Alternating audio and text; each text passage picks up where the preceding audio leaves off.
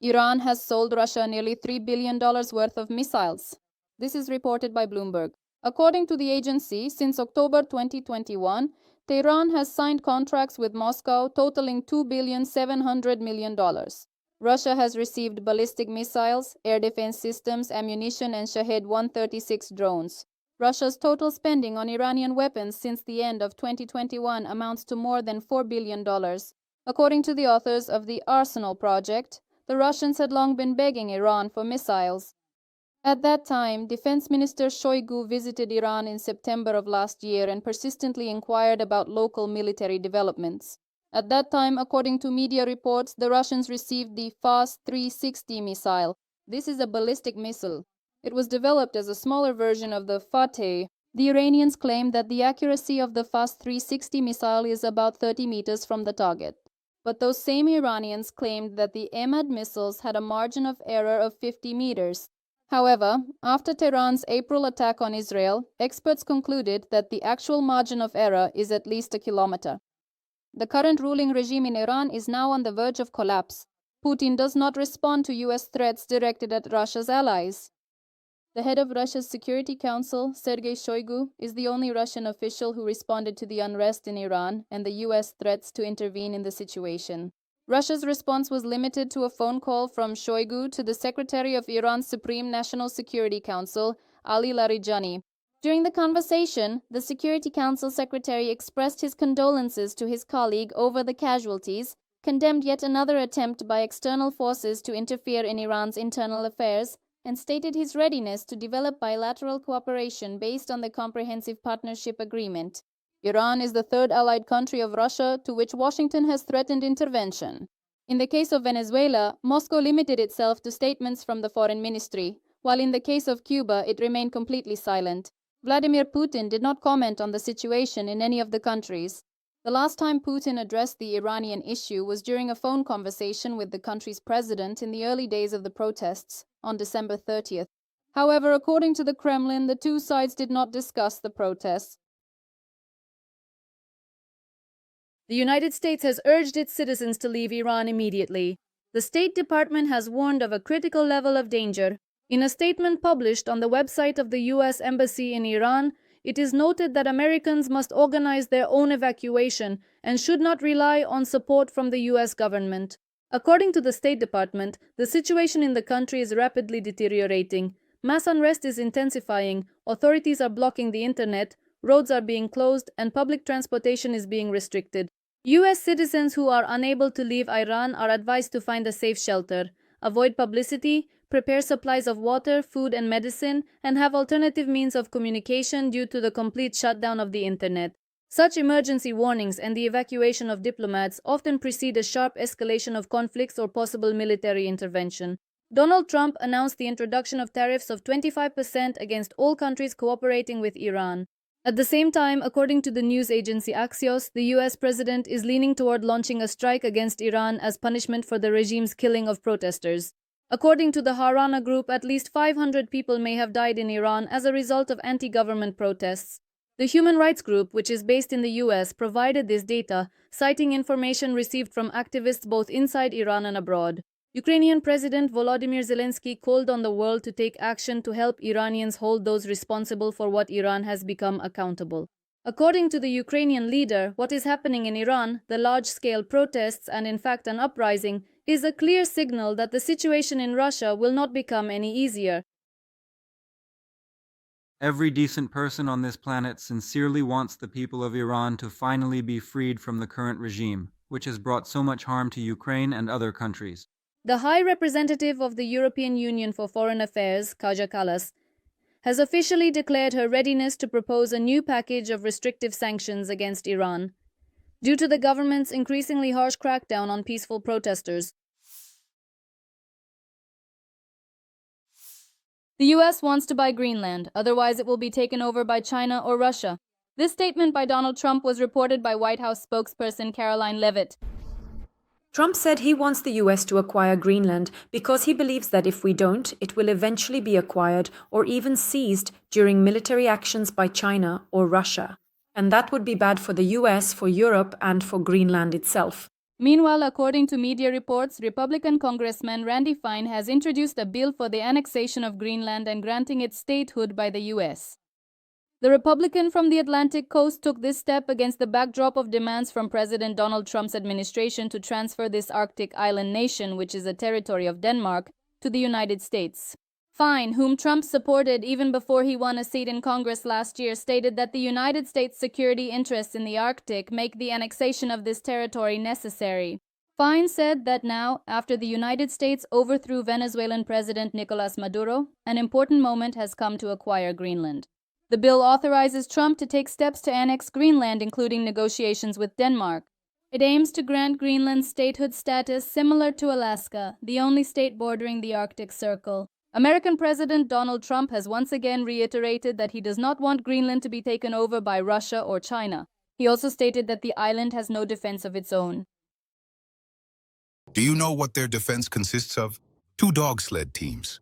And all around, Russian and Chinese destroyers and submarines everywhere. At the same time, Germany and other NATO countries are advocating for the development of a joint solution with the United States on security issues in the Arctic and around Greenland. This was stated in Washington by German Foreign Minister Johann Wadephul after a meeting with U.S. Secretary of State Marco Rubio on the evening of Monday, January 12. He noted that he welcomes the talks scheduled for this week between the governments of Denmark and the United States regarding Greenland, and has no doubt that they will take place in a friendly and cooperative atmosphere. The defense forces thwarted the Russian invaders' plans in 2025 to occupy the right bank of the Kherson region and advance to Odesa. This was stated by the Commander-in-Chief of the Armed Forces of Ukraine, Oleksandr Syrskyi, on the social network Facebook. He noted that the past year was a great test for Ukraine. The Russian aggressor sought to end the war against Ukraine with a crushing defeat, imposing its terms on us from a position of strength. They tried to seize the remaining territories of Donetsk, Luhansk, and Zaporizhzhia regions, the right bank of Kherson, and intended to reach Odesa in order to completely cut us off from access to the sea. But according to Syrskyi, the defense forces did not allow any critical breakthroughs by the enemy. The general added that Ukrainian soldiers gave their all, inflicting maximum losses on the occupiers and reducing the enemy army by more than 418,000 killed and wounded over the course of the year. Syrskyi added that Russian troops have long been unable to reinforce their own groupings. After all, Ukrainian defenders destroy a huge number of Russian soldiers every month. Meanwhile, the 25th Separate Airborne Syrskyi Brigade reported that in the Pokrovsk area, Ukrainian soldiers disrupted the Russian occupiers' preparations for assault operations. In the Shakhtarsky micro-district, reconnaissance detected an enemy rotation and a concentration of forces for an offensive. According to the agency, after receiving confirmed information, the Syskyslav paratroopers used Grad rocket artillery against enemy positions. As a result of the strike, light equipment was destroyed and enemy personnel were hit as well. According to the General Staff of the Armed Forces of Ukraine, over the past day as of January 13th, there were 159 combat engagements on the front line. In the Pokrovsk direction, Ukrainian defenders repelled 26 assault actions.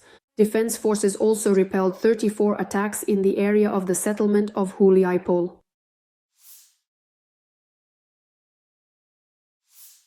Moscow is experiencing a weather collapse due to a massive snowfall. According to meteorologists, the amount of precipitation has set a record for the past 146 years. The snow has paralyzed car traffic and public transportation. The bad weather has led to an increase in road accidents. The snow has buried streets and underground walkways. The amount of precipitation is so great that in the center of Moscow, utility services removed the cleared snow to a neighboring street, creating a real mountain there.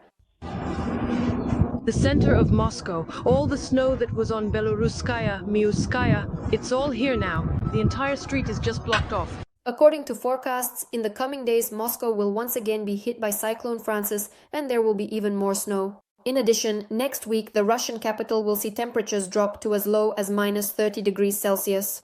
The bad weather has also halted operations at Moscow's airports. For example, on January 9th, nearly 200 flights were rescheduled and another 15 were cancelled at all Moscow airports. Passengers complained about the long wait. The runway hasn't been cleared. People are sleeping right on the floor. Aeroflot is abandoning everyone. That is, they keep rescheduling endlessly. People are sleeping on the floor, and aside from water, they're not given anything else, maybe once every 3 hours.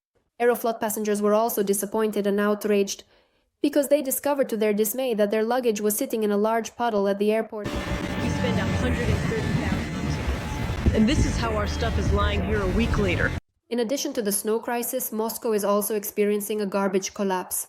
According to Telegram channels, residents of a building in the Mozhaysky district of the capital are complaining that the problem with garbage removal has not been resolved since the start of the New Year holidays.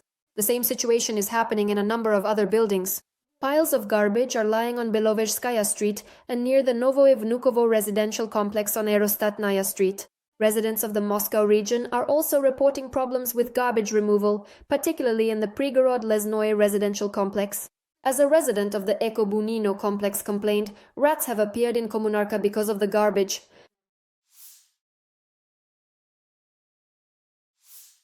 The head of the Russian General Staff, Valery Gerasimov, was living a double life with two families. This was reported by Ukrainian war correspondent Andriy Tsaplienko on his Telegram channel. According to him, this information was uncovered by Ukrainian hackers. It is noted that around 2012, while still married, Gerasimov met 34-year-old Elena Selifanova, and in March 2014 she gave birth to his illegitimate daughter Ksenia, who took her mother's last name. As Tsaplienko writes, But in 2019, Gerasimov's official wife passed away, and then he gave his last name to his illegitimate daughter, while Selifanova received the status of common-law wife. According to the journalist, hackers managed to find out that soon after, Valery Gerasimov arranged for Selifanova to get a job at a military unit specializing in electronic warfare systems, and later at the Ministry of Defense, from which she resigned in 2021. Tsaplienko reports that Selifanova acquired 5 luxury apartments in Moscow and a dacha near the capital. Officially, Gerasimov and Selifanova live in neighboring apartments. Previously, the media reported on the mistresses of the Russian dictator Vladimir Putin. In February 2024, information emerged that the head of the Kremlin had found himself a new favorite. Allegedly, this person turned out to be 39-year-old Ekaterina Mizulina, who heads the Safe Internet League and is essentially responsible for blocking Russian citizens' access to truthful information. Putin's longtime mistress is also said to be gymnast Alina Kabaeva. The media began talking about their relationship as far back as 2008. Some sources have claimed that the athlete's 2 sons are allegedly the children of the Russian president.